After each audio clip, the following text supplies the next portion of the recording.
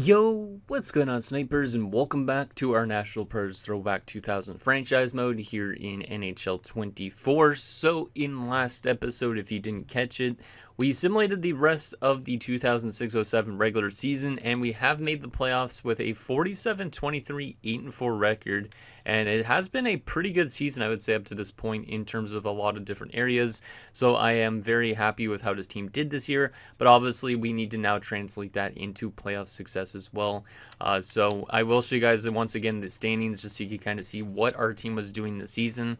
For the most part, we were pretty balanced in terms of a lot of different things. We were the fourth best team in the entire NHL, only behind Montreal, Tampa, and the Anaheim Ducks. Would be interesting if they end up winning the Cup since it's 2007. But yeah, we finished as the fourth best team, only the fourth team as well to hit 100 or more points on the season. And then you can see like goals for per game. We were third, so we were scoring a lot of goals, which is nice. Main factor on that was that we got more goals this year from Marita, and also Van Allen broke out for 48 goals a season. So that helped out our goal scoring quite a bit. Goals against per game, we also were really good defensively. We were the third best defensive team, despite having probably the youngest defensive core in the entire NHL, which was exciting. So the addition of guys like Shea Weber, Ryan Suter, Brent Seabrook jumping in from the AHL definitely helped out our defensive play quite a bit, and I think our future of our defensive core is very bright, kind of similar to what Nashville's was actually like in real life, because Nashville's always had really good defensive prospects. Well, in this case, we're kind of like that. And then also our power play was also really good. It was the number one power play in the league, just edging out the Anaheim Ducks. We didn't score as much power play goals as the Ducks, but we did have the best record, or best percentage, I should say, on the power play. So it was really good that we were getting effort from our special teams as well. And you could also see that our penalty kill was also top 5 as well at 4th with 85.4%. So in general, we were just really good on everything. Like, we didn't have a single weakness. So that kind of scares me a bit that we might fall apart in the playoffs. But at the same time, maybe this team is actually good enough to go for a run. We were also top 5 in shorthanded goals scored. Like, we were top 5 in every single category. I think this team should be able to actually get some playoff wins. At least I'm hoping for the season, because obviously we don't have a lot of time before NHL 25 comes around the corner. So hopefully we could win when we have an opportunity to do so. Like I was saying, also we got goal scoring guys from Morita and Van Allen. Those two guys broke out for both 40 goal seasons. That helped out our goal scoring quite a bit. Hartnell was back to his 30 goal self again. Spezza had 26 goals, which is a big increase from last year, because I think he only had like 16 last year. Yeah, he had 16 last season, so he went back into scoring 20 plus goals, which is great. And then we had also guys like David Legwand have a good year. Like, in general, our depth scoring was very solid. Having guys like Walker Lacosta in his rookie season pick up 13 goals also went, I would say, a good way as well with the team. So very happy with that. The goaltending was phenomenal as well from Marcus Sedin. So everything really worked out well in our favor. But will it work out in our favor in the playoffs? We are going to be taking on the Phoenix Coyotes in the first round, who we've never played for before. They were 34-34, 10-4, so they were a very mid team. They actually had a below 50% point percentage, which is interesting. And their roster is quite something. It's not necessarily the best roster in the world, but they do have some okay players that could definitely win them some games. Like Tkachuk, Roenick has dropped off a lot because he's 38. Kovalev up there as well.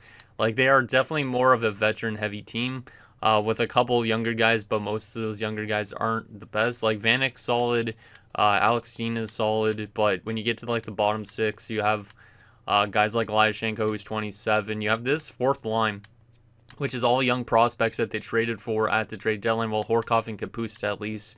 Like, these guys have potential, but they are not ready to really make that huge NHL jump yet. So, kind of surprised they're in the NHL at the moment. And then their defensive core is kind of an interesting one as well. Like, they have an okay top 2. The second pairing is more of a top 6 pairing. And then this top 6 pairing is kind of more, to me, like an AHL defensive pairing. Then, again, Brian Allen's actually listed as a top 6 defenseman as a 76, which is kind of weird. So, a little bit of weak defensive core. And then their goaltending, Brian Boucher, is their starter, because Habibulin has dropped off a lot. So, Brian Boucher being a starting goalie for them is kind of an interesting one. They do not have any depth forwards in the NHL at the moment, too. So, very weird team indeed in Phoenix. I think we should be able to beat them, but we got to be able to contain at least that top line that they have. But anyways, before we get into that playoff matchup, let's get in your guys' comments and see what you guys have to say about last episode, and then we'll get into this first round matchup with the Phoenix Coyotes. So the first and only comment is from Sauron Taku, who says, kind of funny to see Valerie Burry go to San Jose when he's married to the girl who played DJ Tanner in Full House, which was set in San Francisco. And yeah, I know what you mean, Candace Cameron, because my mom watched that show when she was growing up, so I actually know exactly what you mean. I didn't realize it was actually set in San Francisco. That's the only thing I didn't realize, but I did realize that Valerie Burry was actually married to her, so that's pretty cool considering San Jose is so close to San Francisco. You could kind of say that maybe he wanted to get traded to San Jose so he could be with her or something like that, I guess, along those lines.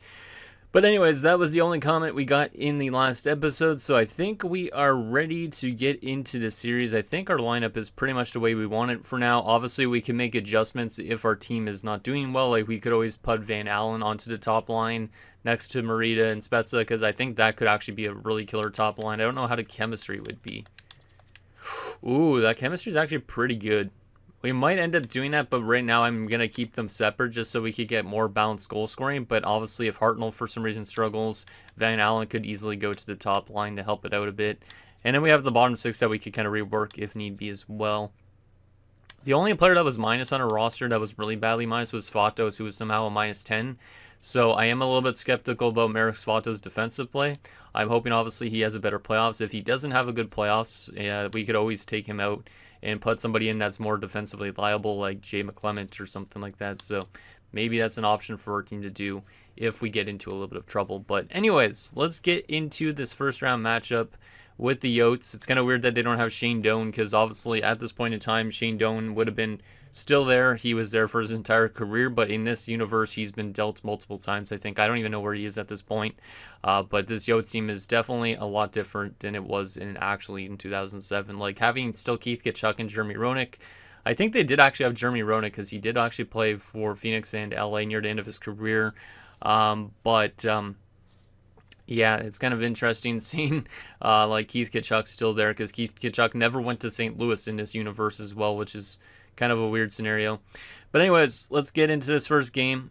See if we can get wins. Obviously, we have home ice advantage for most of the playoffs, unless we play a team like the Ducks in the playoffs. But let's see what we could do against the Yotes. See if we can continue to have a good season ahead. And can we translate that into playoff success as well? First period. It is scoreless. I'll take it. I mean, we were a good defensive team in the regular season, so to allow no goals in the first period, that's a decent thing. Obviously, it would be nice to score some goals, though, too, considering we were one of the better offensive teams. But it is scoreless after the first period. Shots 11-7, so we are outplaying them, but nobody has scored just yet. Can we break the deadlock in the second period? Second period. 2-0 us. Let's go. That's great. Van Allen and Marita, the 240 goalmen. I like to see that. So power play goal from Van Allen. He had 48 in the regular season. He picks up his first playoff goal. And Marita scores a playoff goal, which last year or last few years, Marita's been kind of quiet in the playoffs. So maybe this is finally the year where those two guys are going to have really good playoff success as well. And we are actually going to be able to win games because of that. Shots are now 22-18, so shots are still relatively close. Goals are still relatively close. Can we get an insurance marker to lock down game one? Let's see what happens in period number 3. Power play for us. We do not score on it. And they get a power play goal. Keith Tkachuk pulls the Yotes within one. Thomas Vanek ties the game up. God damn it, Sedin. He has had some rough playoffs in the past, so we need Sedin to play. Good power play goal again from Van Allen. He's breaking out so much this year. The 48 goals in the regular season. He's got 2 in the first game of the playoffs. Ryan Suter scores his first career playoff goal, and that will be it. It says simulation pause, but then it was the third period, right? Yeah, I don't know why the heck it just had that glitch, but whatever. We went 4-2 in game 1, outshooting him 35-26. It does suck that we blew that 2-0 lead, but to have a response, that's good. So yeah, Hayden Van Allen probably going to get first start of the game in that one, likely. So we have Van Allen from Comrie and Daly, Marita from Spezza and Nagy. Then we had Van Allen from Comrie and Weber, and Suter from LaCosta and Corazzini. Nice. A lot of the young guys helping out in that game. Love to see it. Any badly minus people, Comrie was -1, but had 2 assists. So Mike Comrie's still having a good year as well. He had a really good regular season. It's mostly because of the power play, I think. But yeah, he's helped out a lot so far. And then Sedin had a 923. I would say that's actually a pretty solid game from Sedin. The third period was a little bit lackluster, but he had good stats. So hopefully he continues to play like that down the road. He actually got third star of the game too. So shout out to Sedin. And Van Allen gets first star after Vanek got second star. All right. So we have a 1-0 series lead. Obviously, we want to continue to do that going forward. And Scott Hartnell just got injured. Of course, after I was mentioning about potentially moving Van Allen to the top line, Scott Hartnell decides to check out with a sore knee. So let's just go replace player for the time being. But Scott Hartnell will be out for Game 2 and for a few more games as well. That's a pretty substantial blow, but Hayden Van Allen will get a chance to play with Merida and also Spezza, which should be an interesting top line. It could be the top line next season easily because of that. So we will go with Merida on the left side. Obviously, we don't want Travis Moen playing on the top line. That's kind of ridiculous. Is there anybody I could put in just for the time being that would be better? Probably Jay McClement, right? So we will probably move Comrie up to the second line, I guess. Trying to think of what I want to do. Maybe I could move Joe Pavelski and then move Comrie down the middle. Trying to think of what... Actually, Jay McClement's probably better at face-offs than Comrie. No, Comrie's got 87 somehow. Okay. So go something like that as our lines. Obviously, it's not as strong, but still that top line is very filthy now. Yeah, we'll see if they actually have some good success together because you have a playmaker, a sniper, and I believe a power forward, right? Yeah. So we have a good little line combination there. That's why it's a +5. And I think that's good. Obviously, it does suck to lose Hartnell, but at least we have a good enough replacement for him. But how did he do? He only played 6 minutes and then he got injured in that game. Damn. That's, yeah, pretty big blow, especially to our offensive depth scoring. Like, I would like to have Hartnell in the playoffs, but he won't be back for, I think, the rest of the series almost, based on the timeline. Like, it said the 20-something, correct? If I remember right. Let's see, does it say already here? Pending evaluation, I think it said the 26th, so he might be back in this series, but it might be very late into it. If it only lasts 4 games, he might not come back, so until next round. Alright, well anyways, we got our lines adjusted. Let's see if we can maintain our stats going into Game 2. Hopefully that Hartnell injury doesn't set us back too much. And hopefully Van Allen playing on the top line doesn't take away from Marida's goal scoring. Hopefully the two of them can both score at will with a great playmaker like Spezza down the middle. So here we go. Game number 2, still on home ice. Can we have another solid effort despite losing one of our best players? First period. Scoreless again. So very similar outcome to last game so far.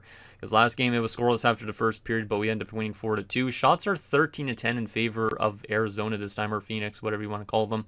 So they are outplaying us after the first period, but it is still pretty close. So both teams getting chances, both goalies playing good.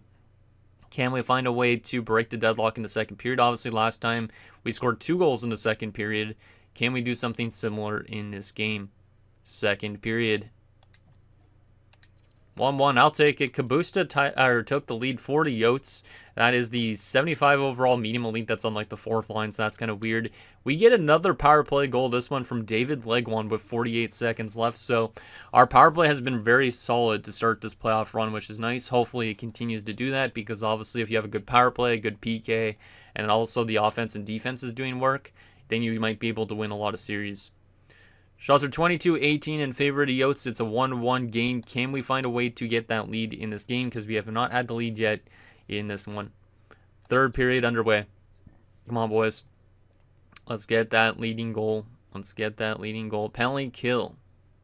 Nicely done, penalty killers. But Keith Tkachuk scores a power play goal apparently after that one had expired. We've been giving up some goals on the power play, which is not a great sign. We need to be better on the PK if we can. Can we tie this game up late? No, we cannot. We fall 2-1 in Game 2, so our offense does not show up in that one. It was another good defensive and goaltending effort, but our offense dries up a little bit with a loss of Hartnell, and also Marie doesn't score in this game. Van Allen doesn't score in this game. Those guys are pretty crucial to us actually winning games, I think. So leg one for Marita, and McClement is the only goal, so Jay McClement actually picks up a point in his first game in the lineup, which is interesting. Sedin had another good game. Don't get me wrong, but Brian Boucher was very strong for them, and then Keith Tkachuk scoring again. We got to find a way to keep... oh, no. I see the notification. Is it going to be a pop-up? No, it's not. Okay, it was a day-to-day injury. I thought Van Allen literally got injured as well. Whew. Luckily, it was day-to-day, because if we would have lost Van Allen right after losing Hartnell, then we would get into a little bit of questionable territory where, like, Travis Moen would have to play in our team. Okay. Do we need to make any adjustments? I really like our defensive playing goaltending so far, but the offense Needs to find itself.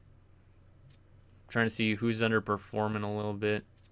Wait, did I see somebody was a -3? No, -2 for Mike Comrie, but that was in game 1. To be honest, it's not bad defensive stats, so I feel like we should just keep it the same for now. Eventually, our offense should get going. We do have some guys like Jacques and Seabrook who are -2 on that top 6 pairing. I could readjust the defensive score a little bit if needed. But Sedin's got a 927 so far, so he's been good. Marshall Brust, I guess, played some of the playoff game? No, that was actually when he was with Detroit of the AHL. Okay. Wait, Detroit of the AHL? Is that what that said? Wait, why is that glitched out? That Detroit of the AHL. Oh yeah, this is the throwback franchise mode. I was like, wait a second. I was confused, but it's because it's the Detroit Vipers, which was Tampa's affiliate. There we go. Now I understand. I was like, Detroit of the AHL? There is no Detroit AHL. But then I was like, wait a second. The good old Vipers. Okay, we're going to keep the team the exact same for this game, but if we lose again and don't score a lot, maybe we'll rework our lines. I don't know if the loss of Hartnell played a little bit of a factor in last game, but we definitely need to make sure our offense is consistent, because if it isn't, we need to rely heavily on our defense and goaltending going forward. So here we go, game number 3. We are now in Phoenix. We'd be playing, I guess, at this point in time in NHL history, it'd be like the jobbing.com arena, I think. If I remember right, when that arena name is one of the worst arena names of all time, don't get me wrong. But yeah, that'd be interesting. And Wayne Gretzky, I think, was not head coach at this point of the Yotes, or was he? He might have been. I don't know. First period, game 3. 2-0 Arizona. Oh, yikes. 2 goals on 6 shots. Oh no, Sedin. Now Sedin's starting to crumble a little bit. So Cooks opens the scoring. Vanek scores a power play goal. We need to address the PK. I think that's probably what I'm going to do for next game, because we've allowed power play goals, I think, every single game so far of the series. But shots are 10-6. We are outplaying them, but we're down by 2 goals. Can we find a way to respond in the second period? Maybe at least get a goal to help us get back into this game. Second period. 3-1. So Cook made it 3-0. Van Allen does get another power play goal. So Van Allen's been our best player for sure in the series. But once again, our offense has been very quiet in terms of scoring. Shots are 22-13 in favor of us, but we're down by 2 goals. So somehow Brian Boucher is being a cheese goalie right now. We need to find a way to try and get back into this game in this third period, or else we're going to be down 2-1 in the series and needing to make some adjustments. Let's see what happens in period 3. Can we get some goals back? If we could score 1 early, we could definitely tie this game up still. So can we find a way to get 2 more past him? Steven Marita. It's a 1-goal game. We do have 2 goals again from our top guns. Those guys have been definitely our best players so far in the series. Can we tie it up on the power play? No. Final few minutes. Still down by 1 goal. We need just 1 goal to tie it, please, boys. And they get a power play empty net goal from Vanek. And unfortunately, we're going to lose 4-2. Thomas Vanek's also been a very good player for the Yotes. We outshot them 38-29, but Brian Boucher is playing like he did when he started his NHL career. Because if I remember right, when he started his NHL career, he was really, really good. And then he became more of a career backup goalie. So Van Allen from Nagy and Marita from Spezza and Van Allen. It's usually the same guys that are on the score sheet every single game for us. So we need to find ways to get our depth scoring going, because our depth scoring is not very much there. It's usually only that top line going. I don't know if Hartnell will return before the series ends. I'm kind of worried about that, because we kind of need his offense too. When is he back? Does it say when he's supposed to be back now? Probably. When will he be back? He'll be back on the 23rd. He is on a playable injury, so he can come back if we want to, but I'm not going to risk him getting injured. He will be back for a potential Game 6, I guess that is. So let's go to edit lines and see what we could do here in terms of trying to get this team to score more goals. Because right now, it's been Marita and Van Allen for the most part. Like, Marita's on 3 points. Spezza's on 2 points, ain't too bad. And Van Allen's on 4 points. But then you go to Pavelski, no points. Legwand has only a goal. Nagy has 2 assists, which ain't terrible. But, like, the bottom 6, and yeah, there's not really much guys scoring goals. So what we're going to do here is we're going to get Comrie into the top 6, because he was really good on the power play. We're going to put Pavelski down the middle with Jay McClement. And then we will probably swap Bork and Svatos for something. I don't really know. And then from a defensive standpoint, I'm going to swap Suter and Daly. And we will also swap Seabrook and Corzini. I don't really know. Goaltending, 915 from Sedin is still good. Yeah, that's pretty much all we could really hope for, is that this lineup will start getting going. Once Hartnell is back, though, I think that will give us more scoring for sure, but obviously he could maybe just be a no-show. But he could also be a huge factor when he comes back. Anaheim swept Chicago, so Anaheim can win the Stanley Cup still. Ottawa is up 2-1 on Montreal. If for some reason we get eliminated in this first round, I would like to see a realistic Cup Finals. It would be kind of interesting to see that. So that's what I'm hoping for if we are not to win the Stanley Cup this season. But anyways, we have not been able to score more than 2 goals in the last 2 games. We need our offense to get going here in Game 4. We're back in the jobbing.com arena. Can we find a way to win a game on the road and then make it a best of 3? First period of Game 4. 3-2. Oh, yeah, I was going to adjust the penalty kill, too. God damn it. They get a power play goal early on.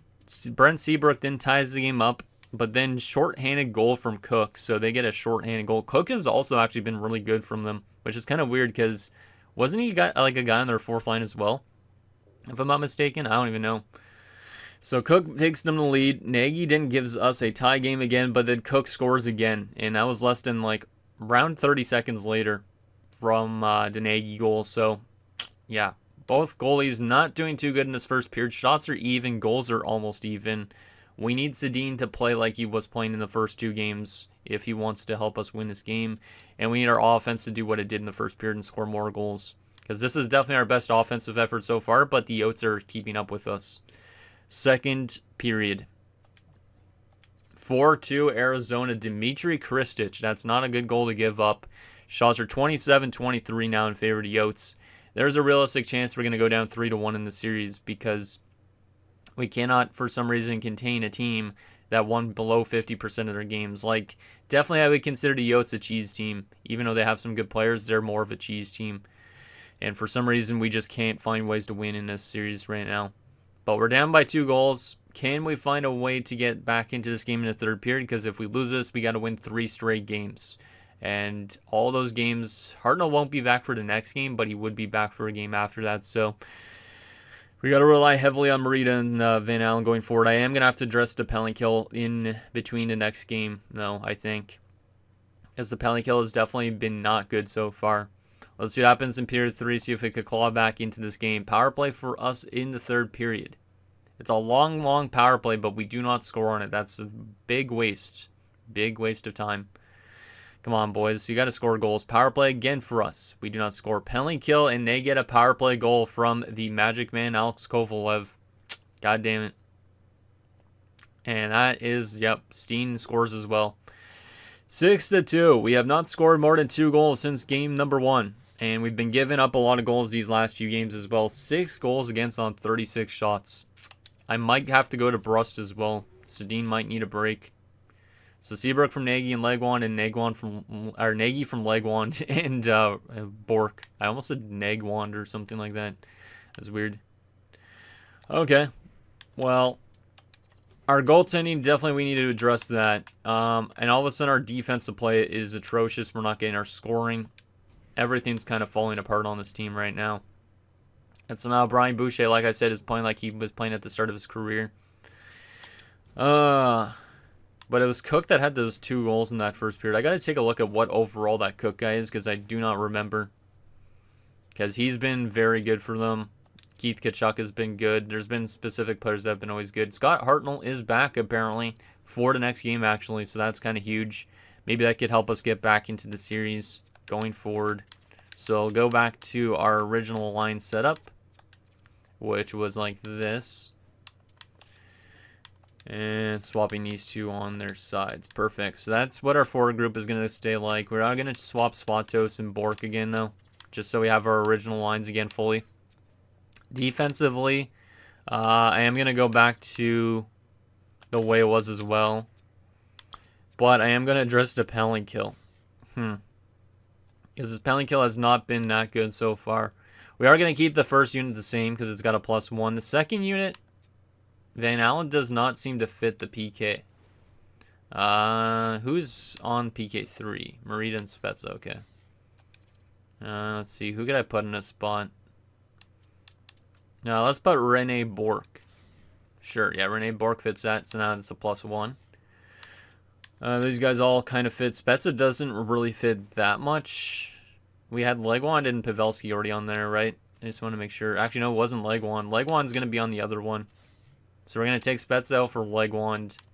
So we're going to basically take out our star players for guys that actually should be better on the PK. That makes it an even 0.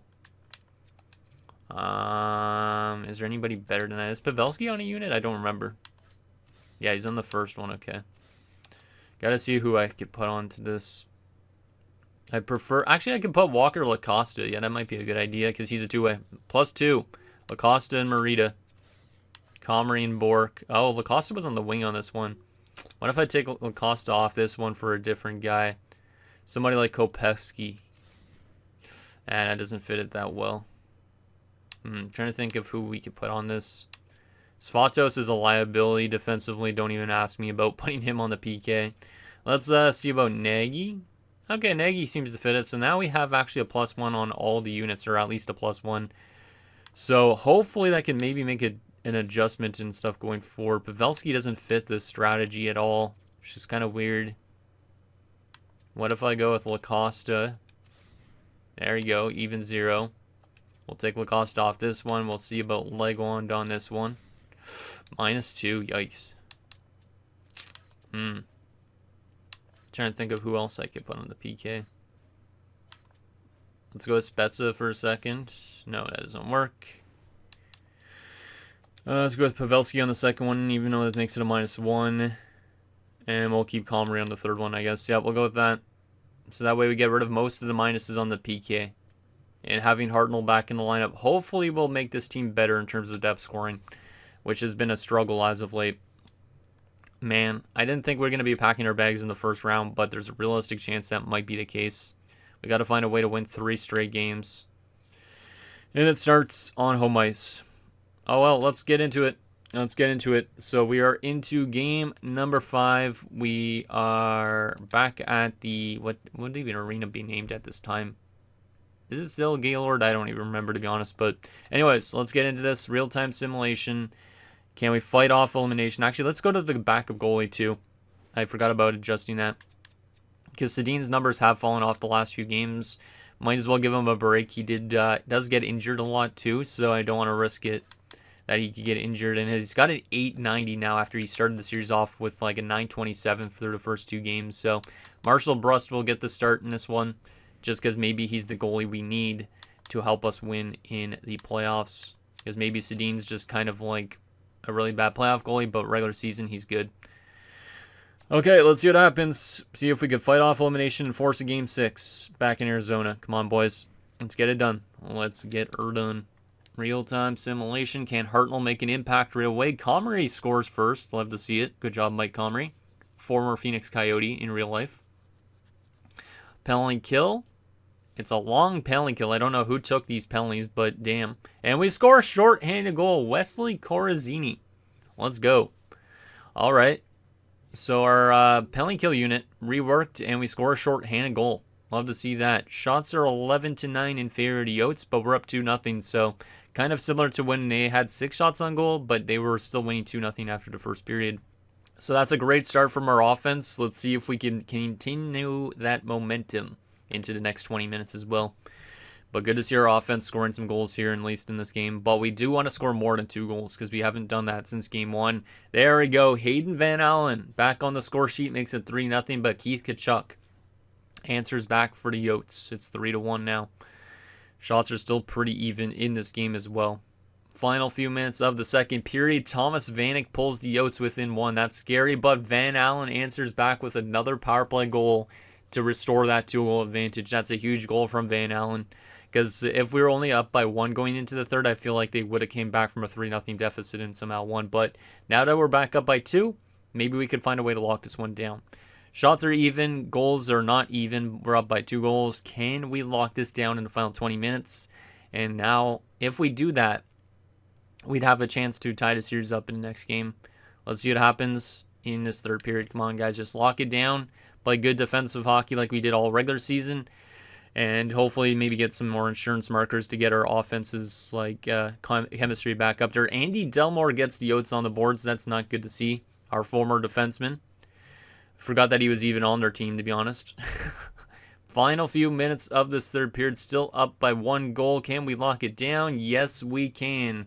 We escaped with a 4-3 victory. So it was narrow, but we managed to get it done. Shots 36-32, and we have forced a Game 6 back in Phoenix. Nicely done. Wow, a lot of penalties in that first period, like, from our team. Like, if we go to this, 4 penalties in that first period, and 2 of them were double minors for high sticking.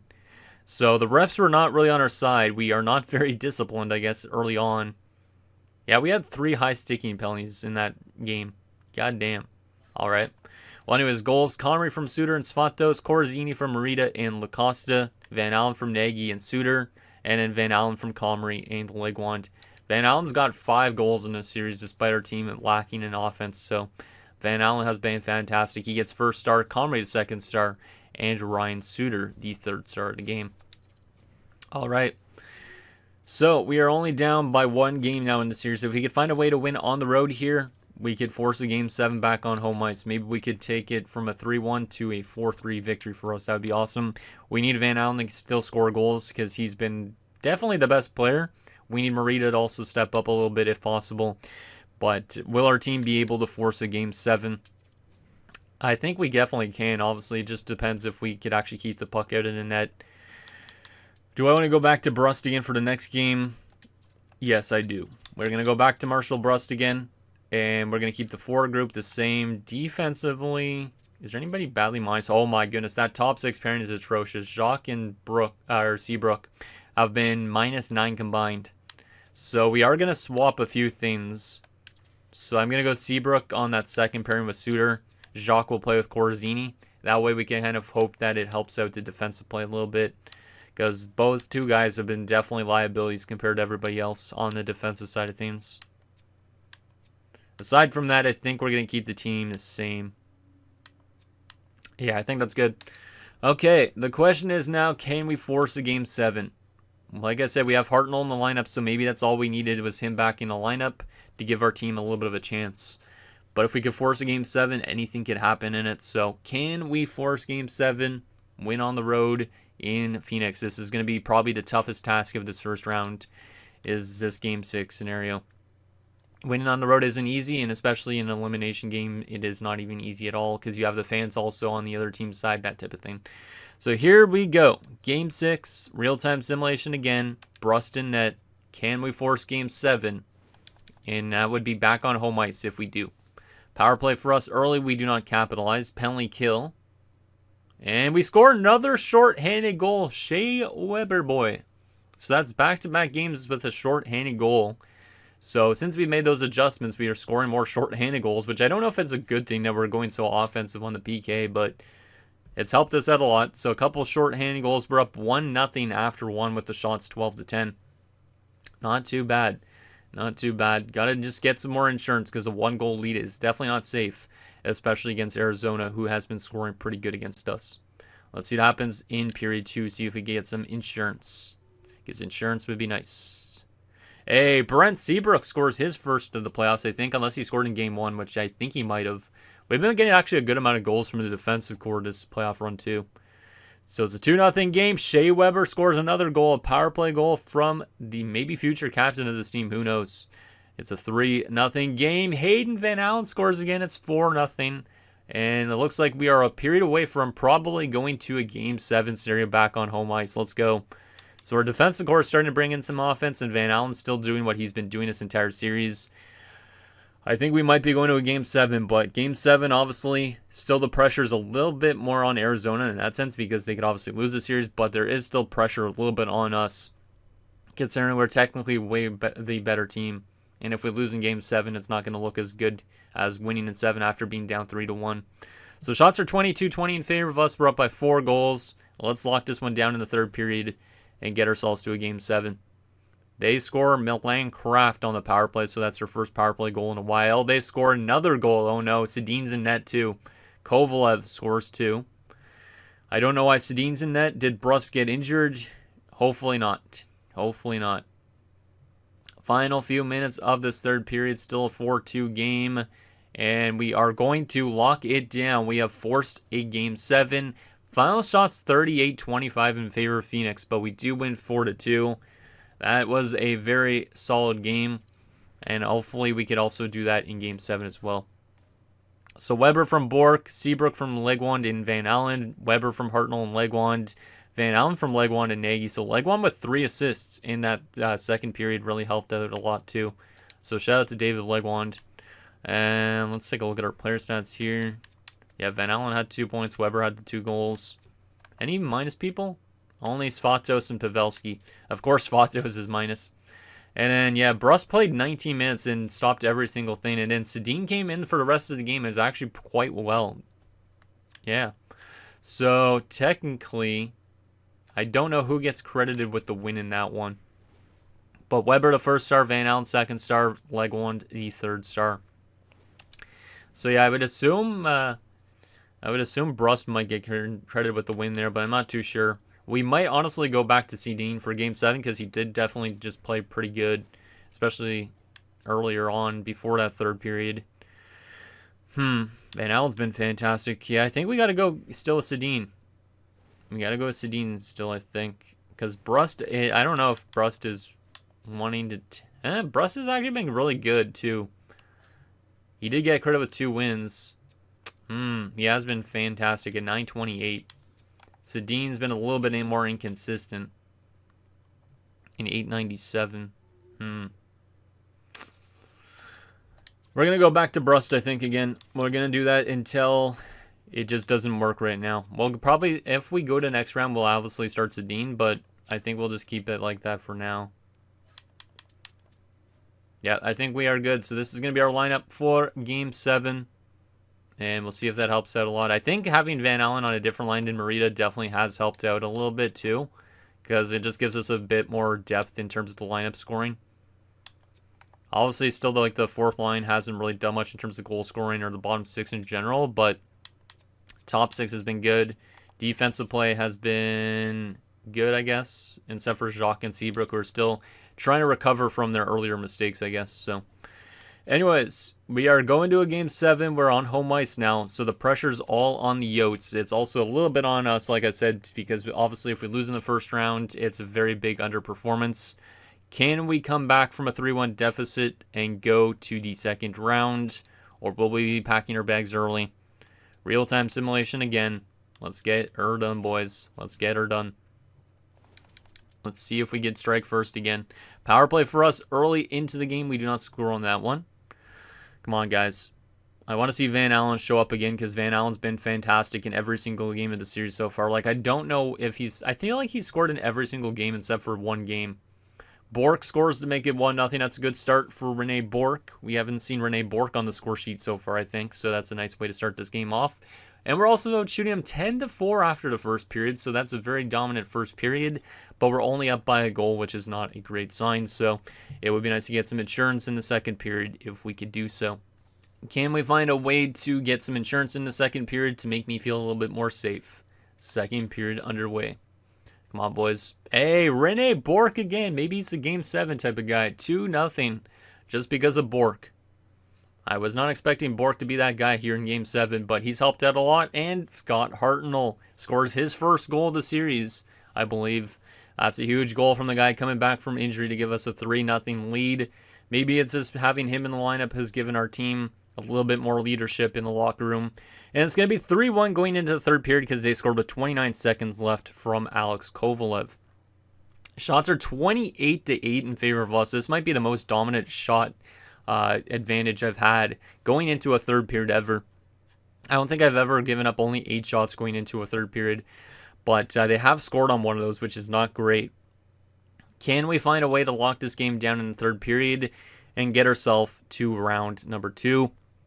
Come on, boys. Let's do it. Let's do it. Let's just lock it down and get one more goal just to make me feel a bit more safe. Penalty kill. To start the third period, they score a goal right afterwards. Jeremy Roenick has made it a 3-2 game. Come on, guys. Oh, no. Roman Lyashenko, of all people, makes it 3-3. This game is tied in Game 7. Come on, guys. Come on. I don't want to go to an overtime scenario. I mean, I'd be okay with overtime, but... Oh, no! Cook scores 4-3, and we blow it. We are the Toronto Maple Leafs of hockey. We have blown it, and we lose in Game 7 4-3 after we were up 3-0, or 3-1 going into that third period. They scored that late goal, and that sparked the comeback. Cook scores the game winner. God damn it, man. I thought we were literally going to round 2 or overtime. I mean, at least Roman Lyashenko scored. I could salute Roman Lyashenko. Rest in peace to that guy, because, yeah, he died way back in the earlier 2000s. But, god damn it, we outshot them 40-20. I should have known, having a shot advantage like that and them scoring early on their shots, that they were going to come back. Wow, that is the worst collapse I've seen this team have. And, like, that's probably our best roster so far. Obviously, it's going to only get better from here on out, but... we just can't find a way to win in the playoffs right now. And like I said, we do not have a lot of time left before NHL 25 is out. So we might only have like another run or so left before we might have to call it quits on this series, which kind of sucks. God damn it, man. God damn it. Rene Bourque with 2 goals in the first period, or 1 in the first, 1 in the second. 1 was from Lacosta, 1 was from Kopecky and Lacosta. And then Hartnell scored from Marita Nagy. And I'm like, at that point, I was like, okay, everything's looking good. And then they scored late. And that was like, we need to score an insurance marker at that point, I was like, because it's only up by 2 goals. And then Roenick, of course, has to score after they get a power play. Then they get a goal from Lyashenko. And then Cook scores his 5th goal of the first round against us. I didn't even take a look at what overall Cook is, but I will do that. Bourque and Lacosta got the first 2 stars in that loss. God damn it, man. Maybe we should have went to Sedin for Game 7. I don't know, but that's a heartbreaker. Literally, 2 of our losses were only by 1 goal, so we should have probably easily won in that series, but it was just we had some problems when we did. And Van Allen didn't score a goal in that game, so maybe that was the difference because of that. I want to take a look at that Cook guy on Arizona, because he was really good in that first round against us. I don't know what's making him simulate that good. But he is the 4th line center. He is an 81 at 21. But somehow this guy goes from having 9 points in 20 career games, or regular season games, I should say, to all of a sudden having 5 goals in the first round against us. So, yeah, Grayson Cook, great player. Wish he wasn't on this team, though. Oh, boy, man, that sucks. That really sucks. Let's take a look at our player stats after round 1. Then we'll take a look at who ends up winning the Stanley Cup and all that type of thing. But a disappointing year, to say the least. Hopefully next year is better, with Van Allen and all that getting better. So in terms of our player stats, Legwand was point per game. He was actually really good. Comrie was good offensively, but the defense is a little bit lackluster. Lacosta was pretty good for assists. Spezza was very quiet. Yeah, that might have been the downfall. Jason Spezza being on the top line, he should do a lot better than that. 2 assists in 7 games after an 88-point regular season. So, yeah, Spezza needs to be much better than that. McClement had an assist in 3 games. Pavelski had nothing. So Pavelski also needs to be much better than that. So a couple of our centers underperformed completely. Nagy was point per game. Only scored 1 goal, but he's more of a passer, I think, right? Yeah, more of a passer, so it makes sense. Marita on 5 points, ain't too bad. Bourque on 4 points. Hartnell had 2 points in 4 games. Obviously, his injury kind of sucked, but he should probably be a little bit better than that. Koweski didn't really do much, but he's not really one for that. Van Allen was fantastic. And Svatos was terrible again defensively. Well, I think we got to trade away Marek Svatos in the offseason. Trade away his rights or something, because his defensive play is always very bad. Like, it should be a lot better than that. So in terms of guys that scored goals for our team, it was Van Allen, and everybody else was scoring 2 or less goals. Like, we just didn't get enough depth scoring in our lineup, which is unfortunate. And then we were just taking too many penalties. Like, Nagy had 12 penalty minutes.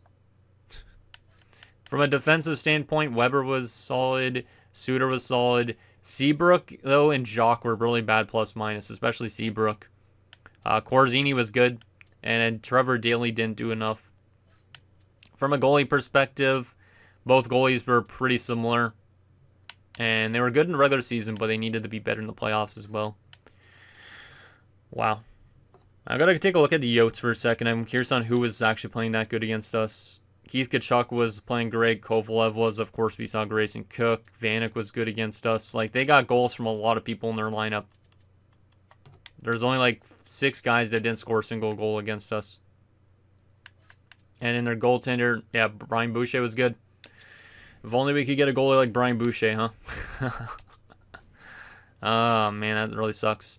So Anaheim's still in the playoffs, and Ottawa is as well, which means will we get a realistic result at least? That's kind of what I'm hoping for now since we got eliminated.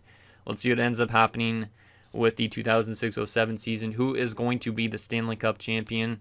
Is it going to be a realistic team, or is it going to be somebody that's never actually won a Stanley Cup? Let's see what we got here.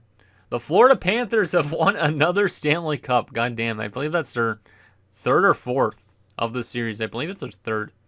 Trying to remember how much they've won. I don't even know at this point. And Hartford has won the AHL. So Florida winning another Stanley Cup. Let's take a look at their player stats in the playoffs and see who was on their roster and who they beat first and foremost. They beat the Anaheim Ducks. Hey, that's kind of realistic, I guess, in that sense. But Ottawa lost to Florida in 7 games in the second round. So Anaheim going to a Cup Finals just like they did in real life, but unfortunately losing this time to a team like Florida that's been completely dominant in this entire series so far. So that's interesting. Let's go to Florida, see what they had on their rosters. So starting off with their centers, still Kozlov. Rob Niedermeyer is there. So Rob Niedermeyer was on the opposite side because in real life at this point he was on the Ducks. Jan Bulis and Curtis Brown.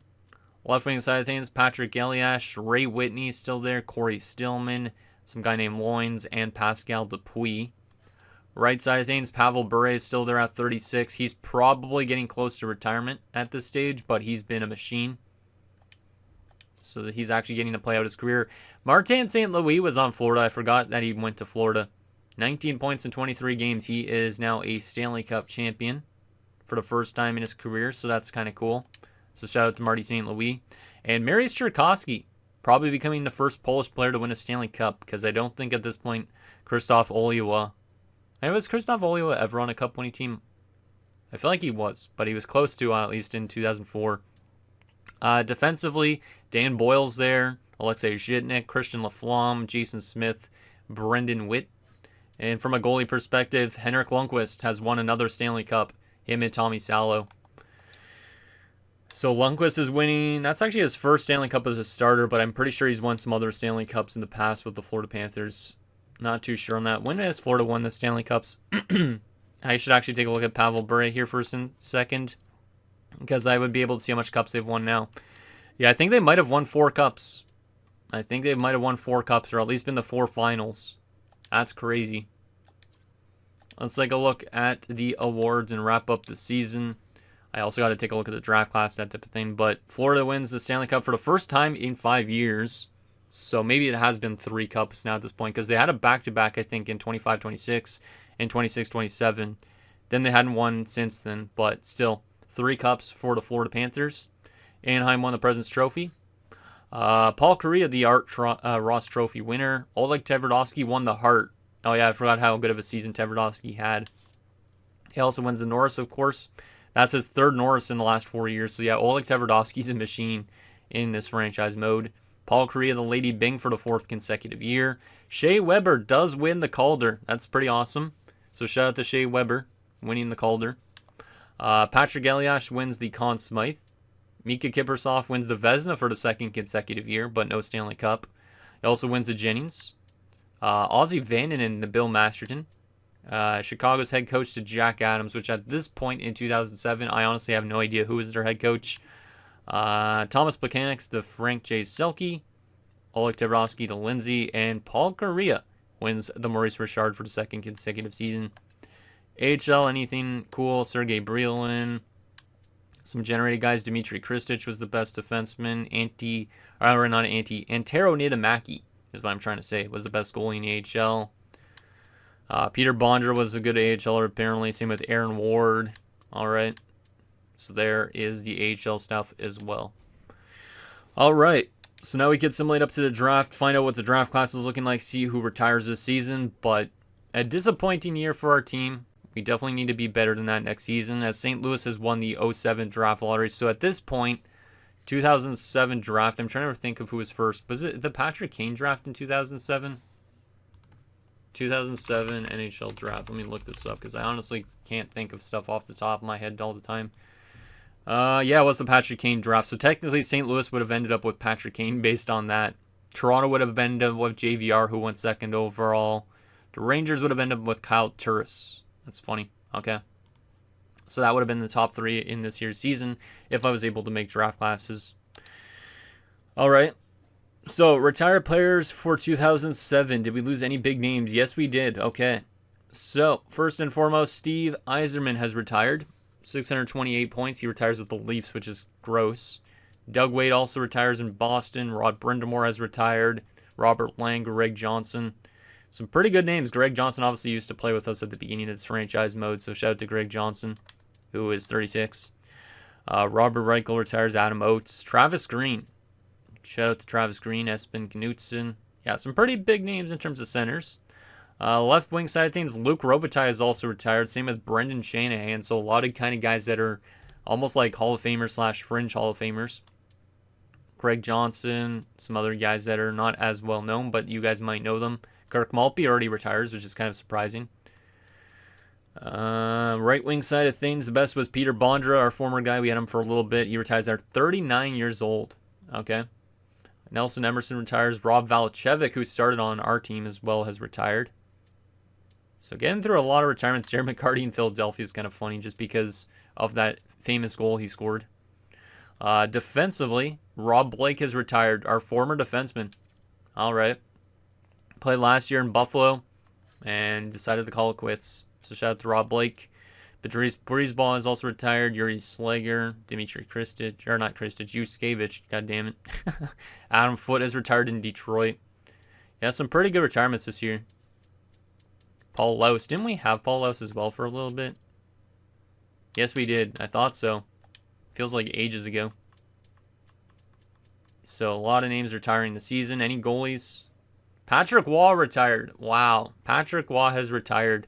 That's a pretty big goalie to retire at 42 years old. He was playing in the AHL for Chicago, in Cleveland for the Lumberjacks. So shout out to Patrick Waugh. Stefan Fisse also retires. Garth Snow. Dwayne Rollison retires already.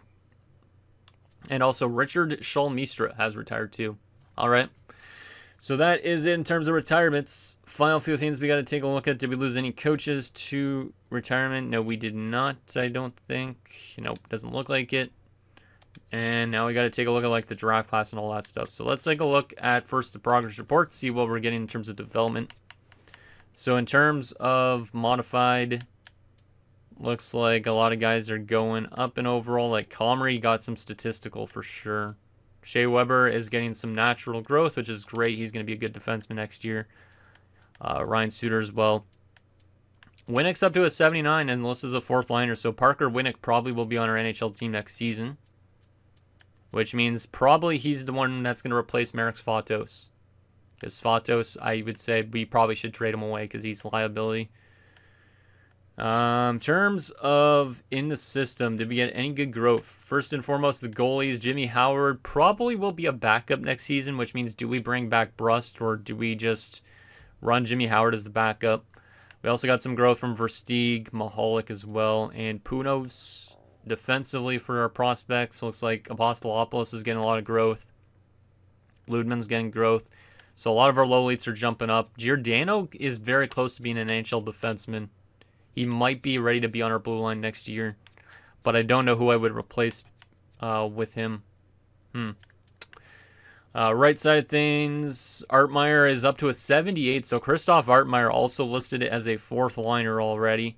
Had a 32-goal season in the AHL, so he is ready to play on our fourth line as well next season. He could also be a replacement for Svatos. Elianek's getting some growth, but kind of slowly growing. What else we got here? Brody's up to 67 at 20. Not bad for medium elite.